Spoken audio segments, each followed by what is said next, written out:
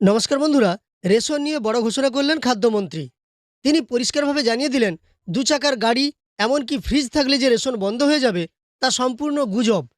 এবং তিনি আরও জানান, শীঘ্রই দপ্তর একটি এসওপি আনবে, যে এসওপির মাধ্যমে জানা যাবে কারা কারা গণবন্টনের সুবিধা পাবেন, এবং সেই বিষয়টি এখনও পর্যন্ত চূড়ান্ত হয়নি। তবে তিনি জানান, সরকারি পদে যারা চাকরি করেন তারা যেভাবে ভর্তুকিযুক্ত গ্যাস থেকে বেরিয়ে এসেছেন, একইভাবে তারা যেন দেশের উন্নতির স্বার্থে, দশের উন্নতির স্বার্থে রেশন ব্যবস্থা থেকেও বেরিয়ে আসেন। তো তিনি আরও কি বলেছেন, সম্পূর্ণ তথ্য এই ভিডিওর মাধ্যমে আমরা দেখব। তাই অবশ্যই ভিডিওটি শেষ পর্যন্ত দেখতে থাকুন। আর চ্যানেলে নতুন এসে থাকলে প্রতিনিয়ত গুরুত্বপূর্ণ ভিডিওর তথ্য পাওয়ার জন্য চ্যানেলটিকে সাবস্ক্রাইব করে পাশে থাকা নোটিফিকেশন বেল আইকনটা অল করে রাখুন।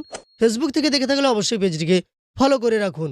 দেখুন, এখানে বলা হয়েছে, রেশন বন্ধের গুজব উড়িয়ে দিলেন খাদ্যমন্ত্রী।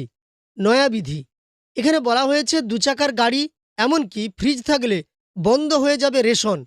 সমাজ মাধ্যমে ছড়িয়ে যাওয়া এই কথাকে ভাওতাবাজি ও গুজব বলে জানালেন রাজ্যের খাদ্য ও সরবরাহ বিভাগের মন্ত্রী অশোক কীর্তনিয়া।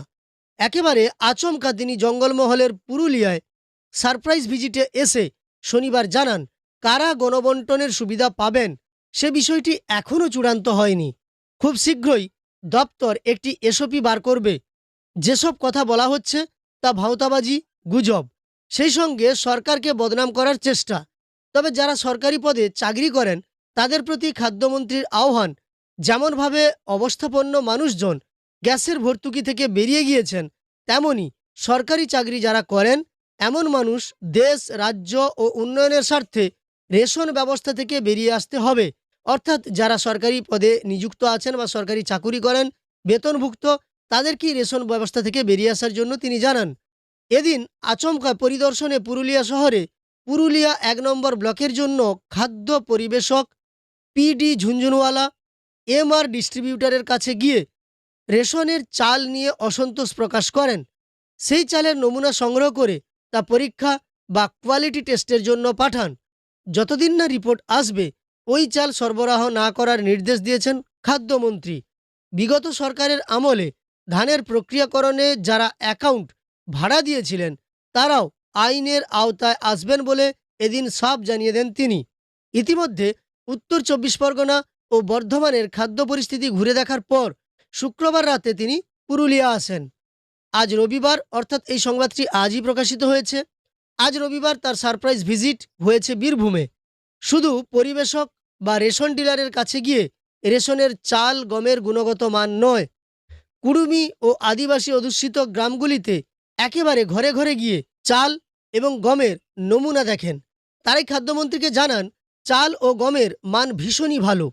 আগে চালের মান ছিল খারাপ, আটা খাওয়া যেত না, হাঁস মুরগি গরু ছাগলকে খাইয়ে দিতে হতো। এদিন পুঞ্চা ব্লকের পিঁড়রা গ্রাম পঞ্চায়েতের ওই গ্রামে গিয়ে কাশীনাথ গঙ্গোপাধ্যায় নামে এক উপভোক্তার বাড়িতে যান মন্ত্রী। তিনি বলেন, এখন চাল বেশ ভালো, আগে আটা খাওয়া যেত না, হাঁস মুরগিকে খাইয়ে দিতে হতো। এখন আমরা যে গম পাচ্ছি তার গুণগত মান একেবারে সঠিক। এরপর ওই গ্রাম সন্নিহিত পঞ্জনগোড়া আদিবাসী গ্রামে যান মন্ত্রী। সেখানে একেবারে বাড়ি বাড়ি গিয়ে ঘরের দাওয়ায় বসে ফুলমণি মান্ডি, বাবুলাল হেমব্রম, চৌধুরী মুর্মুর মতো রেশন উপভোক্তাদের সঙ্গে কথা বলেন। সকলেই জানান, বর্তমানে যে চাল এবং গম দেওয়া হচ্ছে তা নিয়ে কোনো প্রশ্ন নেই, সবই খুব ভালো। এদিন বিভিন্ন রেশন ডিলারদের কাছে গিয়ে মন্ত্রী স্পষ্টভাবে জানান, রেশন পণ্য নিম্নমানের হলে তা নেবেন না, ফেরত দিয়ে দেবেন। ধান সংগ্রহ, ভুয়ো রেশন কার্ড সহ বিগত সরকারের আমলে যে ১৮,০০০ কোটি টাকার দুর্নীতির তদন্ত চালাচ্ছে রাজ্যের ভিজিল্যান্স দপ্তর, সেই বিষয়ে মন্ত্রী বলেন, ধানের প্রক্রিয়াকরণে যারা অ্যাকাউন্ট ভাড়া দিয়েছেন তারাও কিন্তু আইনের আওতায় আসবেন, কাউকে ছাড়া হবে না। অর্থাৎ এই সম্পূর্ণ সংবাদটি দেখে আমরা বুঝতে পারলাম, যেটা আমরা শুনছিলাম যে মোটরসাইকেল কিংবা ফ্রিজ ইত্যাদি ধরনের সামগ্রী আপনার বাড়িতে যদি থেকে থাকে তাহলে আপনি রেশন সামগ্রী পাবেন না বা বন্ধ হয়ে যাবে। তবে মাননীয় খাদ্যমন্ত্রীর কথা অনুসারে এই সমস্ত কিছুই গুজব। এখনও পর্যন্ত সরকারিভাবে দপ্তর কোনো এসওপি তৈরি করেনি, তবে শীঘ্রই একটি এসওপি তৈরি করবে, যে এসওপির মাধ্যমে বোঝা যাবে কারা রেশন পাবেন, কারা পাবেন না। একই সঙ্গে যারা সরকারি চাকুরি করেন তাদেরকে তিনি অনুরোধ করেছেন তারা যেন রেশন থেকে যেভাবে ভর্তুকিযুক্ত গ্যাস থেকে তারা বেরিয়ে গেছেন, রেশন থেকেও তারা যেন বেরিয়ে যান। তো সম্পূর্ণ সংবাদটি আপনাদের দেখালাম। এটি দেখার পরে আপনার মন্তব্য অবশ্যই কমেন্টে জানাবেন।